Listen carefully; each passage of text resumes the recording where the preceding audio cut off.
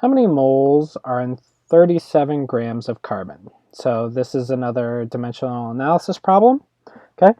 And this one looks like I'm going to be converting between grams and moles. So I'm converting from grams to moles, which tells me that I'm going to need to use molar mass.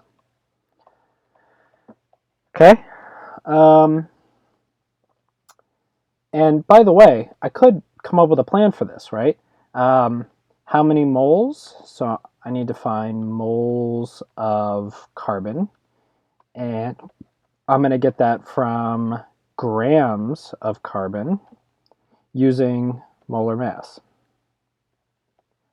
Okay, and this is how I would diagram it. Now this is a pretty simple diagram, right? I kind of skipped this step in my planning phase. But when I start to get into more complicated problems, like this is one step, what if it's 6 steps? And one of the steps is you're using molar mass. Well, things get a little bit more complicated. You just have to be careful, okay? So this is how I would do this. This was what my plan would look like.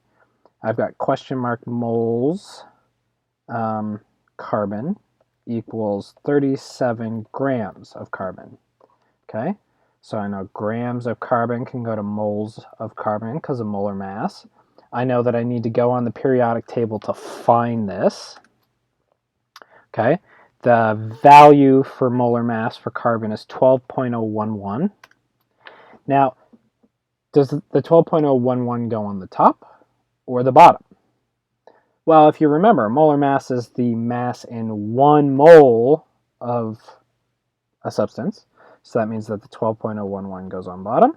Okay, that's another common mistake, putting the value where it doesn't belong.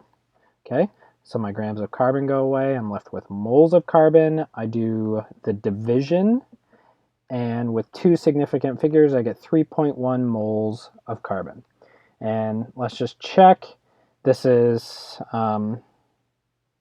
well, actually, the easiest way to simplify this is leave this as 37 and make that 10, and you get 3.7. Okay, that's easy. It turns out nicely.